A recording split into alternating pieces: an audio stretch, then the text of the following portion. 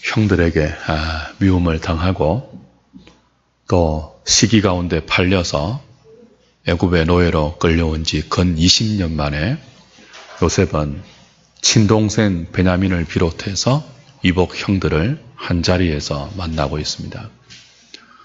20년 만의 해후입니다. 그토록 그리던 어머니 라헬에게서 난 친동생 베냐민이 눈앞에 있습니다. 비록 자신들을 팔아버린, 죽이려고 했던 형들이지만 20년 동안 한시도 잊어본 적이 없는 형제들이 함께 모여 있습니다. 근데 요셉은 그 형들 앞에서, 사랑하는 동생 베냐민 앞에서 자신의 신분을 차마 밝히지 못하고 그 형제들을 시험하고 있습니다. 일부러 시험을 하고 있죠. 그 형제들이 가지고 온 자루에 각기 곡물과 돈을 가득 넣고 또 베냐민의 자루에 일부러 언잔을 숨겨놓고 그 언잔이 발각되게 해서 형제들과 베냐민을 은금을 훔치는 도둑으로 몰아갑니다. 그리고 마침내 자루를 검사하는 중에 베냐민의 자루에서 요셉의 언잔이 나왔죠. 꼼짝없이 그들은 도둑이 되었고 엄한 요셉의 추궁 속에 이실직고를 하게 됩니다. 왜 이런 시험을 하고 있을까요? 20년 만에 만난 형제들입니다. 너무 사랑하고 그리워하고 보고 싶었던 베냐민입니다. 이거 지금 재미로 시험하는 게 아니죠. 정답을 다 알고 있는 사람이 모르는 사람에게 마치 재미를 위해서 문제를 제출하고 어떻게 푸는지 보자, 그런 지금 분위기가 아닙니다. 요셉은 자신의 모든 것을 걸고 이 형들을 시험하고 있습니다. 베냐민이 누구냐 하면 어머니 라헬에게서 난 친동생입니다. 야곱의 집안은, 요셉의 형제들은 전부 이복 형제들이죠. 어머니가 다 달랐어요. 4명의 어머니로부터 12명의 자식이 나왔잖아요. 그 중에서 야곱이 가장 사랑했던 아내가 라헬이고 그 라헬에게서는 요셉과 베냐민 둘밖에 없었습니다. 그래서 야곱은 요셉과 베냐민을 굉장히 사랑했죠. 요셉이 아직 야곱의 집에 있을 때 채색 옷을 입히고 야곱을 편애할 정도, 요셉을 편애할 정도로 야곱은 눈에 드러날 정도로 요셉과 베냐민을 총애했습니다. 요셉의 형들은 이렇게 아버지에게 유독한 사랑을 받는 요셉을 시기했습니다. 질투했습니다. 뿐만 아니고 하나님에게 꿈을 받고 하나님에게 말씀을 받았다고 그 말씀을 가지고 자신들의 악행을 지적하는 요셉을 더더욱 미워했죠.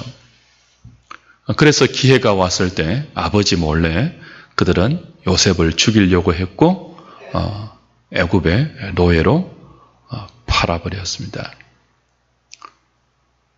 지금 베냐민이 언잔의 도둑으로 몰려 있습니다. 요셉의 의도적인 시험입니다. 베냐민은 야곱이 요셉이 죽었다고 생각하는 그 순간부터 자신의 모든 것을 바쳐서 야곱의 요셉의 목까지 사랑했던 아들입니다. 형제들이 다 알고 있어요. 요셉이 우리 때문에 팔려가고 나서 아버지 야곱이 베냐민을 더 아끼구나. 그리고 가볍게 생각했던 요셉을 향한 야곱의 사랑이 얼마나 큰지 비로소 요셉을 그들이 다 팔고 나서 야곱이 식음을 전폐하고 마치 지옥에 있는 사람처럼 심하게 슬퍼하는 것을 보고 그때 비로소 알았죠.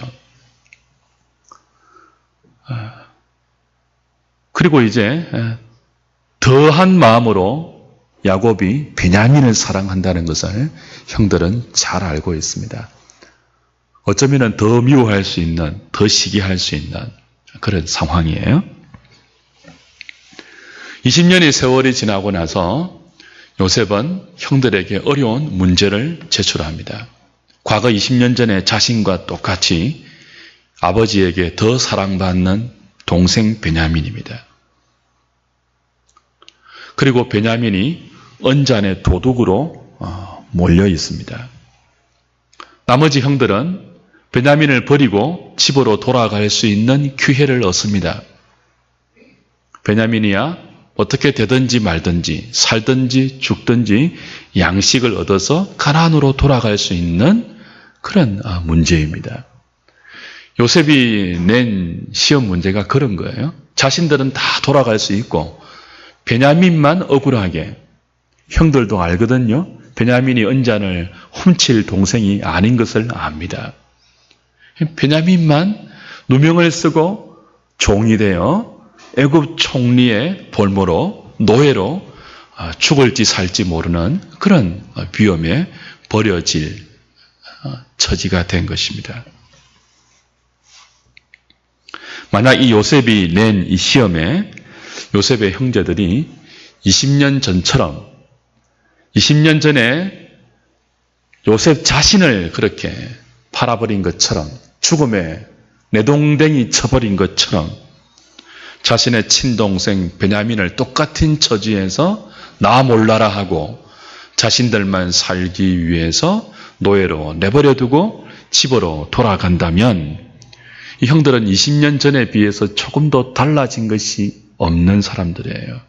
여전히 악하고 여전히 완악하며 여전히 비겁하며 여전히 자신을 맡길 수 없는, 믿을 수 없는 사람들이 증명되는 것입니다. 사랑하는 여러분, 요셉이 지금 이렇게 하고 있는 이유가 무엇입니까? 이 시험을 내어서 형들을 판단하고 있는 이유가 무엇입니까? 야곱의 집안은 단순한 한 집안이 아닙니다. 야곱의 12 아들들은 단순한 아들들이 아니고 구약 이스라엘 12지파입니다. 구약 교회입니다. 교회의 원형이에요. 신구약 교회를 대표하는 하나의 모델입니다. 그래서 20년 만에 요셉이 형들과 화해하고 합친다는 것은 이유야 어쨌든 20년 동안 요셉은 야곱의 교회에서 쫓김을 당했잖아요. 형들에 의해서. 교회 공동체에 속하지 못하고 외롭고 힘들고 쓸쓸하고 혼자 힘겹게 하나님을 신앙하는 믿음의 삶을 고군분투하며 20년 동안 먼 타지에서 해왔단 말이에요. 그리고 이제 하나님이 기회를 주시고 은혜를 주셔서 20년 만에 자신이 주도할 수 있는 상황에서 다시 이들과 신앙의 공동체로 합칠 수 있는 기회가 온 거예요. 요즘 식으로 말하면 20년 전에 요셉은 야곱이라는 교회에 있어서 담임 목사도 모르고 중직자도 모르고 그 교회의 구성은 다른 사람 아무도 모르고 일단의 그룹들에 의해서 요셉의 형제들이라는 일단의 그룹들에 의해서 그냥 쫓겨갔던 사람입니다. 그걸 담임 목사가 몰랐어요. 장로님들도 몰랐어요. 엄밀하게 어느 날 요셉을 형들이 죽이려고 했습니다. 팔아버렸습니다. 교회에서 내어 쫓아버렸습니다. 그리고는 요셉은 교회에 다시는 돌아가지 못하고 먼 타지에서 혼자 하나님을 섬기는 외롭고 고통스러운 연단의 삶을 20년 동안 살은 거예요. 이제 20년 만에 다시 돌아갈 수 있는 기회가 하나님의 섭리 가운데 요셉 앞에 허락된 것입니다. 근데 요셉의 입장에서 하나님이 그런 기회를 주셨다고 아무런 일도 없었다는 듯이 형들, 나 요셉이요. 자신의 신분을 밝히고 손을 내밀어 악수하고 그저 용서하고 다시 그들과 합칠 수는 없는 거죠. 그들이 20년 전에 그들이 누구였습니까? 그리고 20년 후에 그들은 또 어떻게 변해 있을까요? 그걸 확인해야 되는 것입니다. 여전히 20년 전에 그들은 하나님의 진리를 대적했던 형들입니다. 요셉이 그냥 미움당한 것 아니잖아요. 하나님이 주신 꿈을 말했기 때문에 하나님이 주신 그 꿈의 기초에서 진리의 근거에서 형들의 악행을 아버지 앞에 바로잡아 보려고 요셉이 어렵게 살려고 하다가 형들에 의해서 핍박을 당하고 그런 어려운 요셉을 형들이 미워했던 불신실하고 악한 형들이었거든요. 20년이 지났는데도 여전히 하나님의 진리를 대적하는 형들이라면 그냥 아무 일 없었다는 듯이 돌아갈 수 없죠. 곡식만 주고 돌려보낼지언정 다시 그들의 공동체 가운데 요셉이 합할 수는 없는 거예요. 20년이 지났는데도 여전히 요셉의 형제들이 아버지를 속이고 동생 베냐민을 아무렇지도 않게 먼 타국에 노예로 남겨두고 떠난다면 그들은 20년 전과 똑같은 하나님과 상관없는 신실한 언약 공동체인 이 구약의 교회 공동체의 원형인 야곱의 집안의 한 구성원으로서 적합하지 못한 그런 지체임이 분명한 거죠. 그래서 그걸 요셉은 시험을 베냐민의 언잔을 넣어서 그 베냐민이 언잔 도둑이 되도록 몰아 그 형제들을 베냐민을 남겨두고 형제들이 과연 베냐민을 어떻게 대하는지 20년 전에 자신을 대하던 것과 똑같은 상황 속에서 이 형들이 지금 어떤 태도를 보일지 그걸 지금 요셉은 달아보고 있는 것입니다. 지금 집에서는 야곱을 비롯한 가족들이 양식을 구해오기만 기다리고 있습니다. 그리고 요셉은 형들에게 당신들은 양식 가지고 아버지에게로 돌아가라고 제안했습니다. 언잔 도둑인 베냐민만 남겨놓고 당신들은 다 돌아가서 가족들을 살려라 라고 말했습니다. 형제들의 입장에서는 정말 무서운 시험이에요. 돌아갈 수 있을까요? 없을까요? 돌아갈 수 있죠. 얼마든지 자신을 합리화하면서 이게 아마 하나님의 뜻일 거야. 우리가 지금 양식을 갖고 가지 아니하면 모든 가족들이 다 죽어. 아버지도 죽을 거야. 우리의 식솔들이 다 죽을 거야. 우리만 돌아오기를 눈 빠지게 기다리고 있는데 우리가 가지 아니하면 이 어처구니 없는 사건 이것 때문에 갑자기 베냐민의 자루에서 나온 이 언잔 때문에 우리가 돌아가지 못한다면 우리 집안은 다 죽게 되는 거야.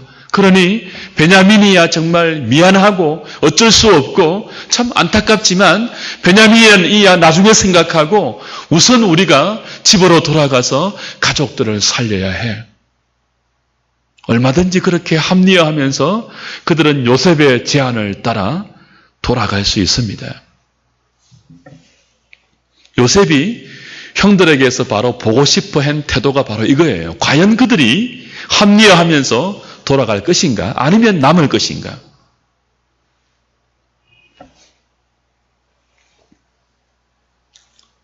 (20년) 전과 똑같은 상황에서 의도적으로 요셉은 이 어려운 문제를 출제해서 과거에 자신들이 요셉을 팔았던 것에 대한 양심의 자극이 일어나게 했습니다. 그 사건에 대해서 그들이 정말 잘못을 인정하고 있는가?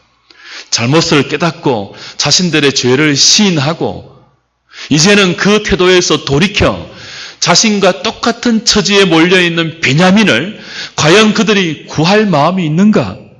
요셉은 그것을 보고 싶었던 거예요. 그게 있어야 돌아갈 수 있는 것입니다.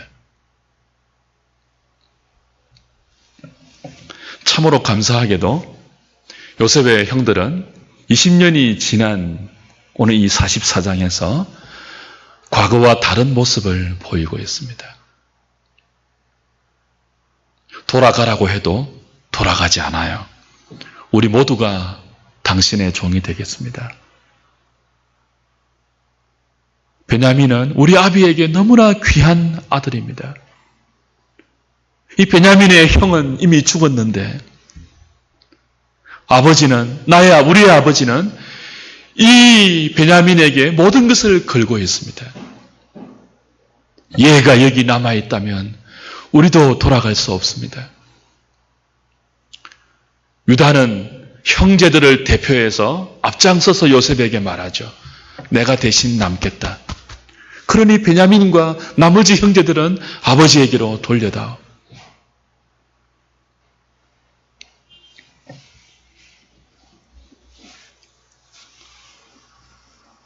그들은 변해 있었습니다. 베냐민나 남겨놓고 자신들만 옳거니 하면서 살아서 돌아가려고 하지 않았습니다. 과거에 요셉을 죽이려고 했고 노예로 팔았던 때와 달리 끝까지 과거의 요셉과 똑같은 처지에 몰려있는 베냐민을 그들은 지키려고 했습니다. 심지어 유다는 자신의 목숨을 내어놓으면서 베냐민을 살리려고 했습니다. 그리고 그 모든 과정 속에서 하나님이 과거의 자신들의 죄를 적발하고 있다고 그들은 시인했습니다. 그리고 하나님 앞에서 자신의 죄를 인정하고 고백했습니다. 그것을 확인한 요셉은 다음 주에 보겠지만 45장에 가면 더 이상 정을 억제하지 못하고 큰 소리로 울면서 자신의 신분을 노출하고 드디어 형들을 용서합니다. 그리고 함께 다시 신앙의 공동체를 구성합니다. 5년이나 더 기근이 남아있기 때문에 형들은 아버지를 모시고 나에게 오십시오. 하나님이 허락하신 은혜가 나에게 있습니다. 기꺼이 새로운 믿음의 공동체를 자신의 주도 아래서 형성하게 됩니다. 사랑하는 여러분, 오늘 본문이 우리에게 주는 교훈이 무엇일까요? 비교적 긴 스토리죠. 43장 16절부터 44장 34절까지 이 긴 스토리 속에서 우리가 오늘 붙들고 기도해야 될 중요한 교훈이 무엇이겠습니까? 과연 신앙 공동체에서 가장 중요한 요소가 뭐냐 하는 것입니다. 다시 말씀드리지만 요셉의 형제들이 야곱과 더불어서 구성하고 있는 야곱의 집안은 무엇이라고요? 구약의 교회입니다. 오늘날 교회예요, 교회. 주의 몸된 교회를 예표하는 거예요.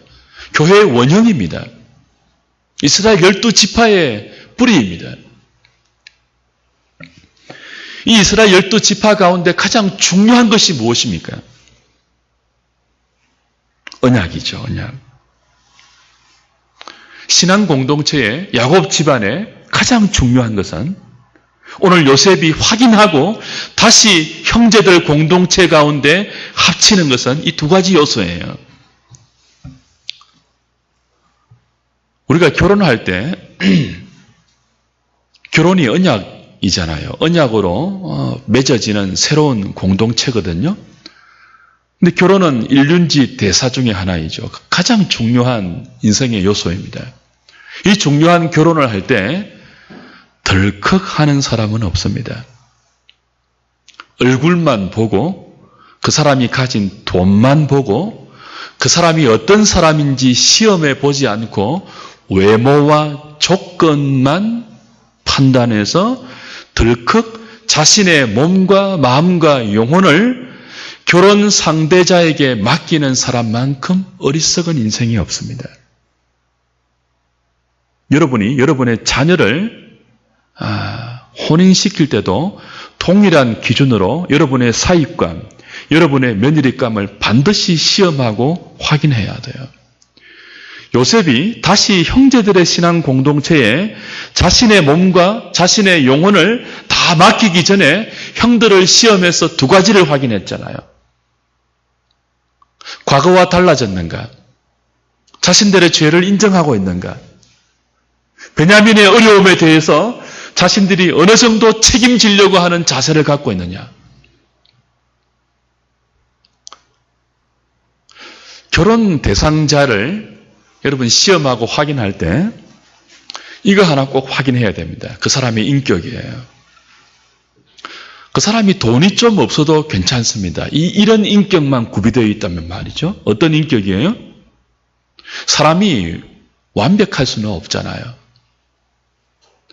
늘 인생은 연약해서 실수할 수 있고 죄를 지을 수 있고 잘못할 수 있습니다. 근데 중요한 게 뭐예요? 잘못을 인정하는 사람이 인격이 구비된 사람입니다. 잘못을 안 하는 것이 아니고 잘못을 기꺼이 인정하는 태도를 가져야 돼요. 그걸 시험해 보십시오. 물론 요셉의 형제들이 20년 만에 형제들 한 사람 한 사람 다 하나님이 연단하신 그 연단의 기간을 거쳐서 오늘 44장 같은 모습을 갖추었지만 적어도 그 씨앗과 뿌리와 가능성은 우리가 시험해 봐야 돼요. 이 사람이 잘못을 인정할 수 있는 태도를 가질 가능성의 인격을 구비한 인생인가? 그걸 보셔야 돼요. 자신의 잘못을 인정할 수 있는 사람은 용기가 있는 사람입니다. 그 사람은 잘못을 했을지언정 다시 일어설 수 있는 가능성과 하나님의 은혜를 받을 수 있는 가장 큰 통로를 구비한 사람입니다. 그것을 확인하십시오. 요셉은 형제들에게 바로 그걸 시험을 통해서 확인하고 있는 것입니다. 두 번째로 확인해야 될 것이 무엇입니까?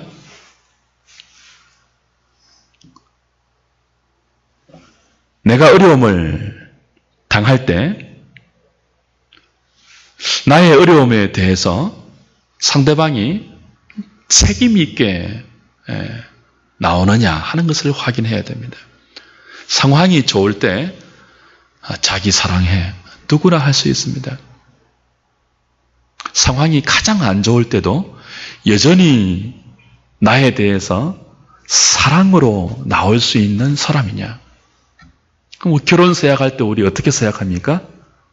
신랑 누구누구는 신부 누구누구를 병들 때나 그죠? 건강할 때나 기쁠 때나 슬플 때나 그대의 신랑으로 영접하여 끝까지 섬기고 사랑할 것을 하나님 앞에서 서약하십니까? 라고 묻잖아요. 그죠? 그걸 확인해야 되는 거예요. 그걸.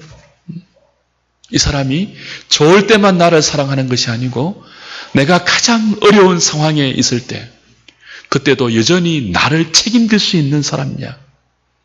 완벽하게 책임은 못 진다 할지라도 자신이 갖고 있는 힘과 능력 안에서 자신의 분량 안에서 끝까지 나를 책임지려고 하는 그런 인물인가? 그걸 보아야 되죠.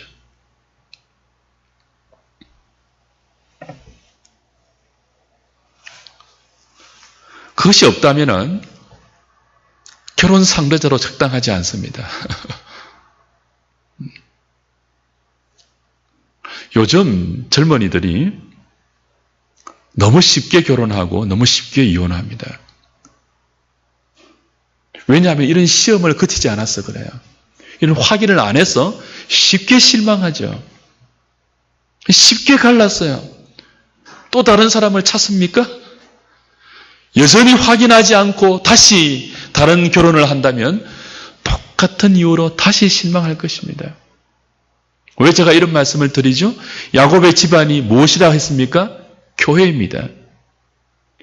오늘날 많은 그리스도인들이 이사를 한다든지 다른 이유로 교회를 옮기거나 교회를 정할 때 시험해 보지 않아요. 결혼이 언약 공동체로 구성되는 중요한 인생의 사건이라면 교회를 정하는 것도 못지않게 중요한 사건입니다. 교회는 언약 공동체입니다. 교회를 정할 때 많은 사람들이 무엇을 기준으로 정하죠? 자기 취향에 맞는지를 살핍니다, 요즘은. 나한테 맞는지, 큰가, 화려한가, 프로그램은 매력적인 것이 있는가, 내 아이를 맡길 수 있는 교육적인 프로그램이 많은가, 그런 것들을 많이 살펴요. 그러나 그렇지 않습니다. 결혼 상대자를 우리가 시험하고 확인하듯이 우리가 한 교회를 정해서 그 교회 가운데 내 영혼을 맡길 때도 신중한 확인이 필요합니다. 아무렇게나 기준 없이 교회를 정했다가 마음에 맞지 않으면 내 스타일이 아니야. 또 옮기고 또 옮기고. 그건 쉽게 결혼했다가 쉽게 이혼하는 철부지 인생과 다를 바 없죠. 교회는 그런 곳이 아닙니다. 언약 공동체예요. 언약 공동체. 우리가 한 교회의 구성원으로 소속되는 것은 그 교회를 통해서 공급되는 하나님의 말씀에 절대적으로 복종하며 그 말씀에 나의 삶을 맡기고 내 영혼을 맡긴다는 의미예요. 그러니 어떻게 쉽고 가볍게 한 공동체를, 한 교회를 정할 수가 있겠습니까? 목사가 한 교회를 위임할 때는 서약을 합니다. 결혼 서약과 똑같은 거예요. 한 교회 담임 목사가 더 대우를 잘해주는 교회가 나타났다고 그 서약을 헌신짝처럼 깨뜨리고 더 나은 조건을 향하여서 옮겨간다면 간음하는 것과 같은 것입니다. 그럴 수 없는 거예요. 그건 목회자만이 아닙니다. 모든 지체들이 동일한 마음을 가져야 돼요. 우리는 한 교회 구성될 때 하나님과 언약하고 서약하는 태도로 신실하게 이 공동체를 통해서 하나님이 주시고 하나님이 허락하신 그 말씀에 나의 나머지 생애를 붙들어 매겠습니다. 그러기 위해서 과연 이 공동체는 하나님 말씀을 신실하게 선포하며 그 말씀 앞에 자신의 잘못을 인정할 수 있는 겸손한 태도를 겸비하고 있는 그런 공동체인지를 여러분은 살피고 시험하고 확인하셔야 돼요. 지상에 완전한 공동체가 어디 있겠습니까? 지상에 흠이 없는 공동체가 어디 있겠습니까? 다 연약하고 나름대로 시험에 들고 나름대로 죄를 짓는 그런 모습이죠. 그러나 중요한 것이 무엇입니까? 하나님의 말씀이 선포될 때 그 말씀 앞에 자신들의 잘못을 인정할 준비를 하고 있는 공동체가 사실은 중요한 거예요. 그리고 그것을 위해서 가장 중요한 것이 무엇입니까? 과연 이 교회는 하나님의 말씀이 전해지고 있는가 하는 것입니다. 여러분, 설교자가 설교를 잘하고 못하고는 둘째 문제예요.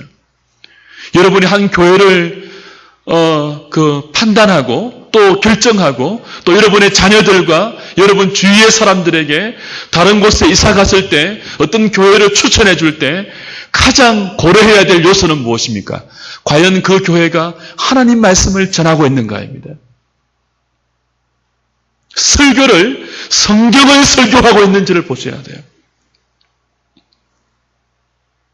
성경을 설교자가 설교하고 있다면 다른 것은 좀 부족해도 가능성이 있는 교회예요. 그 성경이 설교되고 설교되는 성경 말씀 앞에 적어도 목회자와 그 성도들이 자신들의 잘못을 말씀 앞에서 인정할 수 있는 믿음의 태도가 있다면 다른 것이 다 부족하고 시원찮게 보여도 그 교회를 선택해야 됩니다. 두 번째가 뭐죠?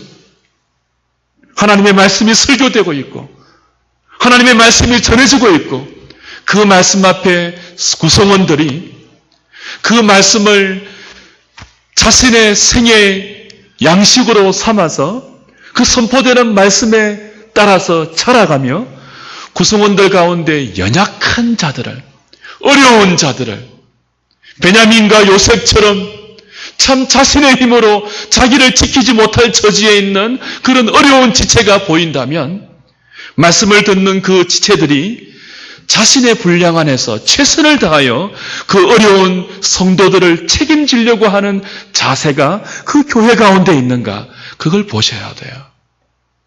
그저 능력 있는 사람 오면은 구심급신하고 유력한 사람 오면은 그냥 온 교인들이 반기고 힘없고 연약한 지체가 오면은 다 깔보고 무시하고 없는 사람 취급하고 그런 것이 아니고 우리가 있는 분량만큼 우리가 할 수 있는 그 범위만큼 최선을 다해서 내 주위의 어려운 지체를 살피고 돌보고 책임지려고 하는 자세가 있다면 그 교회는 우리 영혼을 맡길 수 있는 교회예요.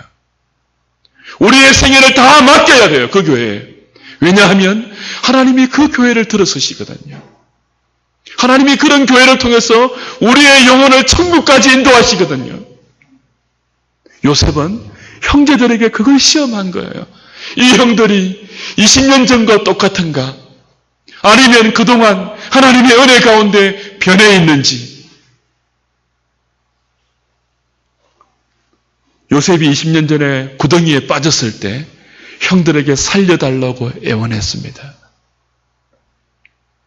그때 형들은 명월차게 외면했습니다.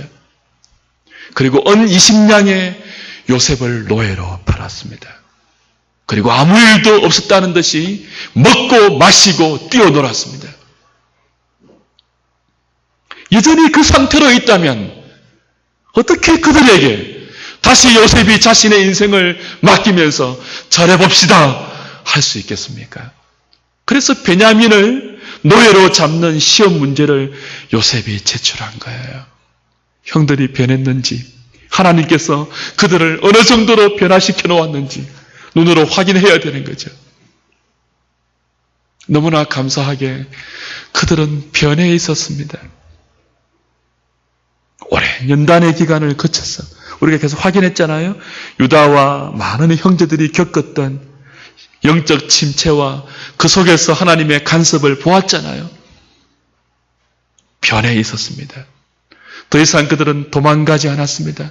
베냐민만 두고 그들만 살려고 아버지에게로 돌아가지 않았습니다. 유다를 대표해서 그들은 내가 남겠습니다. 베냐민은 아버지에게로 돌려주세요.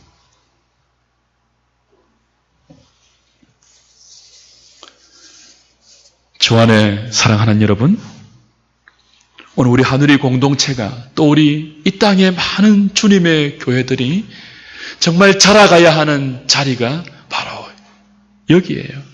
우리도 실수할 수 있습니다.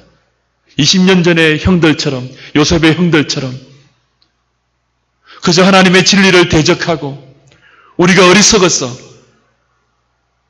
좀 사랑받는 사람을 미워하고 시기하면서 그저 우리가 더 인정받으려고, 더 우리의 권리를 더 많이 챙기려고, 그저 눈앞에 있는 그냥 가시와 같은 존재들을 수단 방법 가리지 아니하고 처리하고 그들의 권리를 내 권리로 확보하는 그런 잘못을 얼마든지 우리도 지을 수 있지만, 그러나 매일매일 선포되는 하나님 말씀 붙들고 우리의 잘못을 깨닫고 우리의 잘못을 시인하고 하나님이 우리의 죄를 적발하나이다.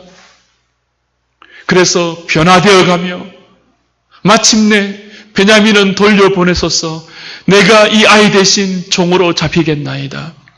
어려움 당한 형제와 지체들을 위해서 기꺼이 우리 자신을 하나님의 은혜 가운데 내어놓을 수 있는 이 자리까지 하나님 말씀에 붙들려 자라갈 수 있는 은혜가 우리에게 있어야 하는 것입니다.